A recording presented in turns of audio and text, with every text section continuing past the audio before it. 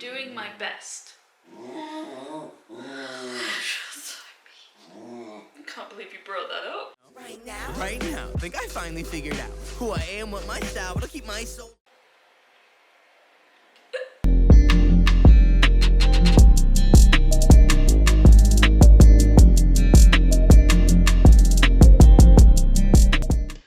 Oh, hi babes. Hi babes. Hi.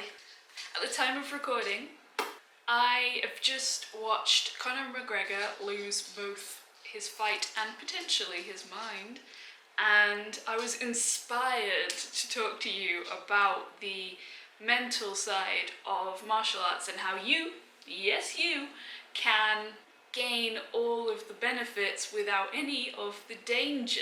So let's get into it, shall we? Socks off. 10 toes down to the ground right now. Conor leggings on. Woo. Wait, that was the puppy side. Got my Conor leggings on. Woo! Mixed martial arts is a puzzle.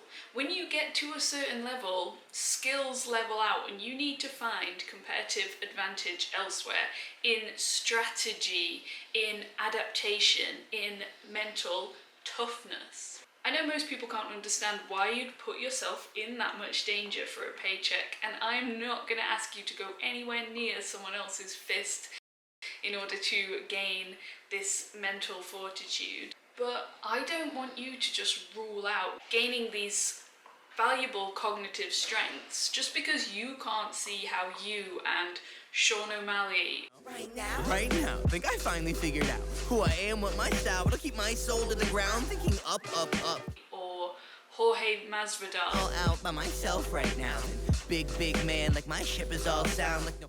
are the same flesh creature. For fighters, it's not just a job, it's a lifestyle, a passion, an obsession, a bug they caught in younger years that spoke to them, saved them, sparked something within them. And we're all capable of finding our thing. Sure, yours might be more financially damaging than it is physically damaging, but the drive that you feel to go after it will be exactly the same. It's not as if fighters are superhuman and don't feel fear. I'll let you in on a secret. They're just like you and I. Their nervous systems work in exactly the same way. But they accept the danger, they accept the fear. And instead of letting it stop them, they face those fears, learn to control them, and even use them to their advantage. And it all happens in here. Rich Franklin says that training for a fight is 90% physical and 10% mental, but the fight itself is 90% mental and 10% physical. When you've been fighting for a long time, just the nature of the training means you gain greater cognitive abilities. Through years of discipline and overcoming adversity every day, facing fear every day, and solving complex human puzzles every single day. So it's no wonder that many modern fighters work with mental coaches and psychologists in order to find that all-important competitive advantage over the person standing opposite them in the octagon. And I'm really freaking out. People listen in now. I'm not just talking to myself. Make me scared. I'm gonna let them all down right now. And we can find this advantage too, but just maybe a few steps outside of the danger zone. Okay, don't worry, girl. I got your back. From right here. In this video, we're going to talk about 3 of the brain benefits of practicing martial arts and how you can go about getting the benefits without the bumps. However, I don't want you to think that this video is discouraging you from trying martial arts. I love boxing. I've been doing it for years now, and there's no exercise like it in my opinion. It works your body and your brain at the same time. It never gets boring, and there is always so much more you can learn. There's a community element to it. It's incredibly empowering and challenging, and if you want to cultivate a badass energy. Pray I never lose myself. Pray in flashing city lights I keep my pretty boy smile. Pray this all work out. I caught my mom a house, so when I look inside her eyes. What could be more beneficial than knowing you can handle yourself in a fight? But I get that it's not for everyone, so on with the video. Was worthwhile. Pray my team breakground, so this album popping out, swear it drop, I'm gonna be right there. There's a concept in the world of business called flow. This is the idea that when a task is just the right amount of challenging and it's something you're passionate about, you go into this insanely focused but also slightly meditative state where all you know is the task at hand. Obviously, businesses would love to be able to get all their people into the flow state with a click of their fingers and dollar signs in their eyes, but it is not easy to cultivate. Whether you want to achieve flow for your work, your side hustle, or your hobby, we can all learn a thing or two from martial artists. As adults, we're all pulled in a million different directions all at once. That never-ending to-do list keeps picking up cows of the imagination in its bad CGI hurricane as it bounces debris off the sides of your brain and causes devastation of the mind. And Helen Hunt's nowhere to be found. That's a spoiler for the film Twister if you haven't managed to see it yet. I know you've been real busy for the last 25 years. Lack of focus isn't only detrimental to our productivity, but our well-being as well. I know that when I feel really anxious, I can't focus on a single fucking thing. I either flit from one half-assed, half-done task to another, feeling manic and confused, or I get completely overwhelmed and I do nothing at all. Both of these eventualities raise my anxiety even more. What a trip! But it is possible to improve attention and focus by rewiring the attentional networks of the brain. Yes, even at my ripe age. Martial arts forces you to focus on the present and the task at hand. If you get distracted, you get unconscious. I'm not saying we need to raise the stakes that high every time you set about to write an email. But we too can train our brains to move more easily into this flow state, which in martial arts is called... I don't want to butcher the language, so... This translates as the mind without the mind. In this state, there is no anger, no fear, and no ego. You have to remember, for fighters, when they feel this pre-fight anxiety, it's not just fear of physical damage, pain, injury, or a mosquito flying in front of their shot. You're not a mosquito. Sorry to break it to you, but if you could kindly fuck off, this is not your moment. You have to remember that for fighters, when they feel that pre-fight anxiety, it's not just fear of pain or injury, it's fear of damage to their ego, their reputation. And it's not so frickin' different for us, is it? Whenever we try something new or public. So how do we rid ourselves of the busy mind so that we can focus on whatever goals you have and stop getting in our own way? Do we have to up the pressure and put everything that we value on the line?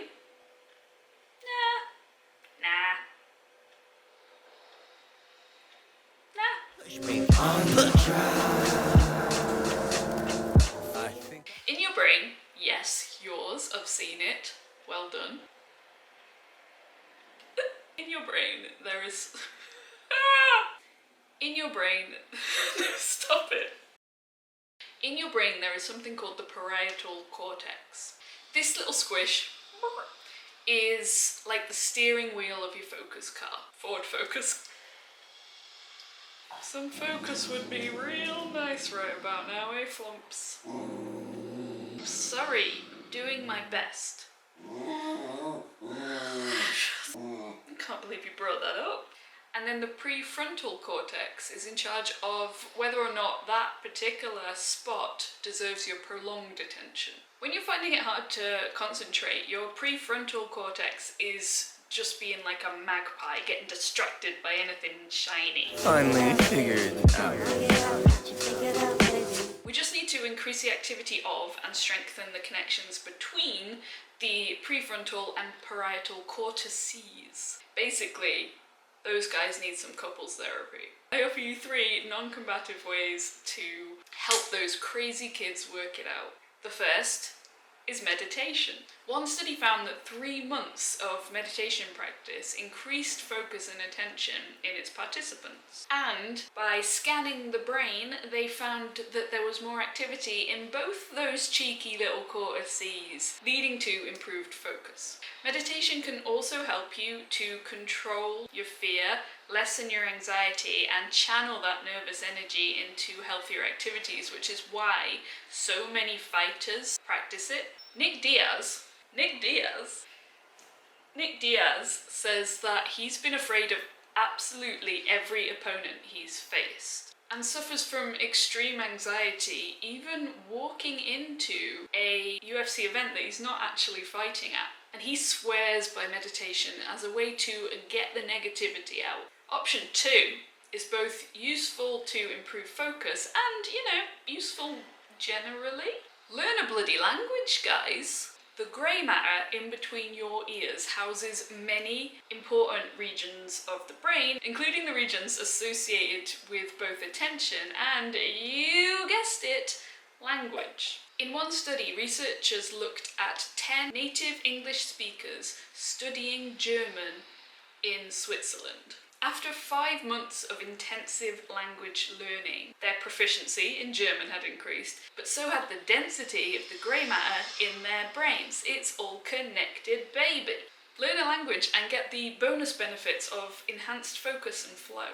The final option I'm going to send your way is, to my mind, a closer relative of martial arts due to the mind and body connection, hand-eye coordination, problem-solving skills. It's video games. Video games have shown to improve motor coordination, spatial navigation, and visual recognition, memory and reaction time, reasoning, decision-making, resilience, cooperation, and focus. Video games require loads of skills that we can carry across into our normal, boring lives.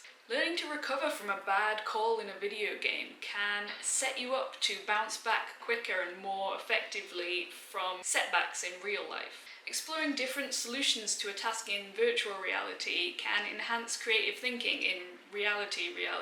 And immersing yourself in a fantastical world where there's plenty of adversity to overcome can help you zone in and improve attention. Now, my favourite video game is Tetris because it is competitive tidying, but I'm not sure it gives you all of those benefits I listed before, so I'm gonna play Mario instead. But there are loads of free online games you could play from your phone or computer without having to pay out for a ridiculously expensive video game. So I'll link some good uns, John Goodens, below. MMA joke. Fuck you. No! Yes! Oh, hello, big boy. Mario! Suck it! I don't want crabs.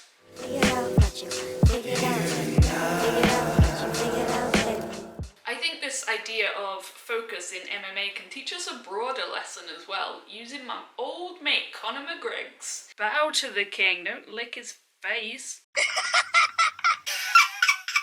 as a cautionary tale. If you've seen my Confident Like Conor video, you'll know I have the utmost respect for this guy's mental fortitude, but we're starting to see him slip.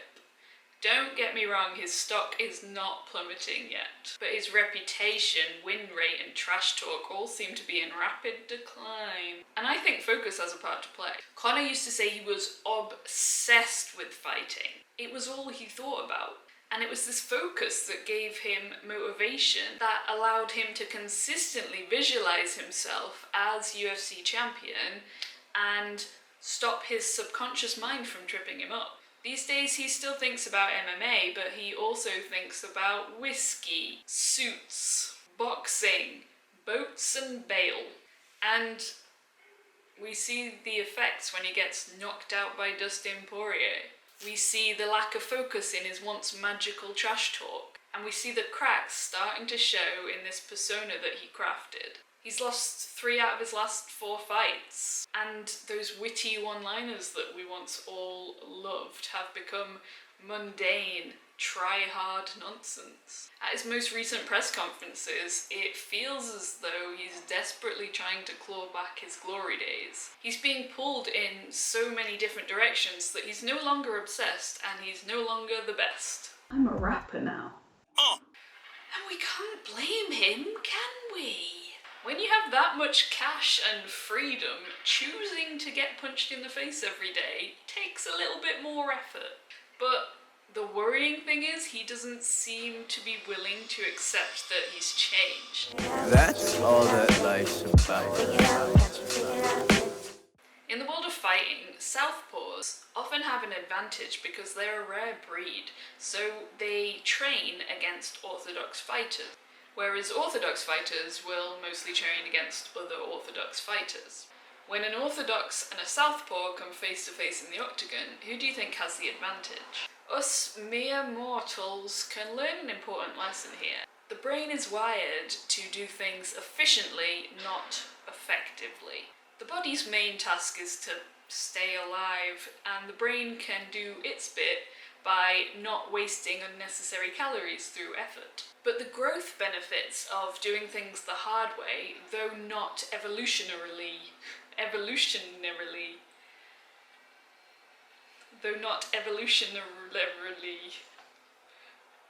beneficial, are hugely important to our happiness, well-being and self-image. When we do things the hard way, we kick off an endless cycle of learning and mastery that leads to a more fulfilling life. When we take shortcuts, we're just faking our way through. There's no way to avoid the hard work that goes into actual growth and improvement. You've got to put in the practice to see the results. And while you'll get better at the task at hand, you'll get benefits in loads of other areas as well. You'll build character, knowledge, problem-solving skills and pride in your work. And you'll become more resilient to any adversity that comes your way. Think it's time to be present. Like that's the gift. Like God in its essence. Swear to Jehovah, I'ma sell me a record. There's a practice in medicine called constraint-induced therapy. This therapy has helped several people with paraplegia to retrain the brain to be able to use the limb again. Real Jesus shit. Basically, by restraining the working limb, the brain is forced to rewire itself to regain the use of the other limb. Another example of a similar technique can be put into play when learning a new language. If you want to learn German, for example, you can increase the speed of your studies by going somewhere that only speaks German. With no option to use your native language as a fallback, your brain will be forced into picking up the language quicker. Whatever you want to achieve, find a way to add constraints so that the easy way is no longer an option. If you want to improve your motor skills, try carrying out your daily tasks with your non-dominant hand. Collar too pressing. Bark, bark, woof, woof. Hardest word in your session. You just sit, boy. You know Yashi your breath. Use it, boy. Introduce this idea of doing things the hard way into your everyday life to spark neuroplasticity and develop new neurons in your brain box. Remove the alternative, easy options and see how much more capable you become. I'm going to link an article called Literary Bondage, written by yours truly, that goes into more detail about adding constraints to the creative process to improve results. So check it out if you'd like some more ideas on this subject. I think I'm fine with that sentence. I gets mine. I'm so fine with the present. I ain't felt the... When it comes to chasing competitive advantage and doing things the hard way, Georges St. Pierre springs immediately to mind. Georges was always ahead of the curve when it came to unorthodox training methods. He brought a sports psychologist into his team super early in his title reign. He understood the edge that mental fitness can give you when it comes to fighting, and he always sought out the best possible coaching to further his education. This journey took him to Renzo Gracie's in New York, Greg Jackson's in New Mexico. Onto the mats with Muay Thai master Phil Nurse, and of course, working with legendary boxing coach Freddie Roach, all the while still under the tutelage of his head coach. And it all showed under the bright lights. He was such an incredibly well-rounded fighter. Despite having no competitive wrestling background, he landed the most takedowns in UFC history. He became the only welterweight in the promotion's history to land over 1,000 significant strikes. And his 2.39 strike differential, strikes landed for every strike absorbed, is still the best of any 170-pounder in the UFC ever. To stay focused and maintain the energy and enthusiasm needed to stay at the top of your game, GSP says focus on fresh challenges. Each fighter that he faced was different and forced him to prepare differently, to add different tools to his belt so that he could overcome his adversary. He never did it the easy way, and that's why he is always in the GOAT conversation. Stroll through my bones in a second, but I'm a conduit. Honestly, the hardest thing you spit live in my garbage. As I said at the top, fighters are not immune to anxiety, they just learn to control it or even use it. Megan Anderson and Lando Venato have both worked with therapists to overcome self-esteem issues, anxiety and panic attacks. Darren Till has recently spoken out about the anxiety he felt in the run-up to the Gastelum fight, even considering faking an injury in order to get out of it. And John Kavanagh fosters an open culture of conversation in his gyms, saying that if fighters don't talk about their fear, that leads to explosions of panic. Stephen Ladd is a sports psychologist who had a long run of working with MMA fighters. I think he works in golf or something lame now. But before he left the best sport in the world for the worst, he released a program called Renegade Mindset. In this fighting system, Ladd connects the basic human anatomy, the nervous system, and the energy systems to movement. The program focuses not only on training fighters for fitness, but on increasing confidence and overcoming fear as well. Ladd acknowledges that most fighters sabotage their own fights before they get in the cage. As Rich Franklin said, there's an inner and outer game to this sport, and most fighters focus too much on the outer and get struck down by the inner. The inner game happens in your skull. It's the mental side to the sport that controls your tenacity, intensity, and willingness to keep going through fear, pain, and exhaustion. Without a doubt, the fighter that can control both the physical and the emotional wins every single fight. They have an intensity that destroys their opponent before the first strike is thrown, and their presence just dominates the ring. Ladd offers numerous techniques from the worlds of sports psychology, hypnosis, energy movement, and meditation to get your conscious and subconscious minds on the same page to get out of your own way and create an unstoppable fighting machine. Ladd taught his fighters to channel their anxiety in a way that boosts performance and turn it into fuel. But I'm too self-involved to even go and start some starts. I'd rather moan about my problems. One of Ladd's approaches to centering yourself and using anxiety in the right way is a tapping technique. No. I've heard great things about tapping when it comes to relieving anxiety, but I've never tried it, so let's try it together. Ladd describes the technique as a do-it-yourself form of acupuncture, except you don't use needles. Instead, you simply tap on the clearing point as you visualize the negative situation or emotion. In the case of his fighters, that's the pre-fight anxiety, but it can be anything that causes you panic. Step 1 is to visualize the event and rate the anxiety level. The more vivid your imagination, the better. Focus on the sights, sounds, temperature, etc. If you want more information on visualization generally and the details to include in your visualization, check out my Confident Like Connor video. For this exercise, we also need to make the scene as intense as possible. Make it the most high-stakes version of this event. Is there money on the line? Is the person you fancy gonna be there? Are all of your dreams hanging in the balance? While you're doing this visualization, make a note of the negative emotions that arise and give them a simple intensity rating from 0 to 10. Next, you will tap approximately 10 times on 3 different points of the body while focusing on the negative emotion that you're trying to clear. These clearing points are pretty much where the knot of a tie would fall, basically kind of where your clavicles meet, and you use an open hand to tap here.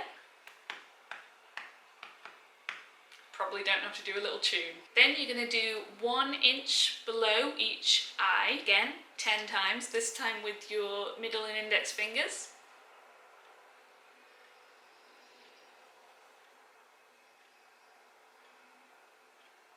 And finally, both wrists together. Then step 3 moves on to positive visualization. So imagine that same scenario with the best possible outcome. And then you're just going to tap again 10 times, this time only on the tie knot area, open hand, while saying the phrase "let it be easy," either out loud or silently.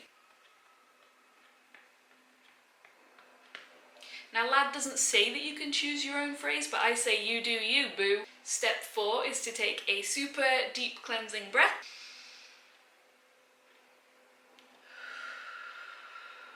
And then step 5 is to simply repeat step 1 and re-rate the intensity of your emotion. Lad says the chances are the intensity will have dropped considerably, but in case it hasn't, feel free to repeat the exercise until you're a calm and confident blob on your sofa. So confident. I got it scrapped. The past was down like artifacts in scattered museum rooms. The future moves too quick to see. A fighter who had a similar but less technical technique for turning negative emotions into positive ones was Randy Couture. Couture once told Chael Sonnen that the way he dealt with fear and anxiety was to reframe the thought. Have you ever noticed that when we're excited and when we're scared, the symptoms are very similar? That's because very similar things are happening in the brain and the body. Essentially, the limbic system comprises the regions of the brain that are all connected to the hypothalamus, which controls the body's stress response. When you feel excitement, the hypothalamus triggers the exact same physiological reaction as when you feel fear. It's just the trigger itself and the brain's translation of the event that tells you which one it is. But if you were to step out on stage to deliver a speech, for example, you could just as easily be excited as you could be fearful. So if there's not like a big bear chasing you, it's up to you to decide which one. Before a fight, when Couture felt those physiological happenings, he just told himself he was excited. And this isn't the first time I've heard this advice. My mum, who may well be an MMA fighter, you don't know, has been telling me this her entire life. Nope. Has been telling me this my entire life. Speaking of not really MMA fighters, The Rock uses positive self-talk to combat nerves as well. When panic hits, he simply reminds himself that everything's going to be okay, he's not alone, he replays adversity and challenges that he's already overcome in his mind, and he talks to loved ones about his fears. You don't have to ever accept the information that your brain is telling you. Thoughts are not facts. It is within your power to choose how you feel about a situation. And you tell your brain what the deal is. It just takes belief and discipline. And my fridge is open, and maybe a little bit of tapping. Are you feeling ready to fight now? Good. 'Cause I'm outside your fucking house.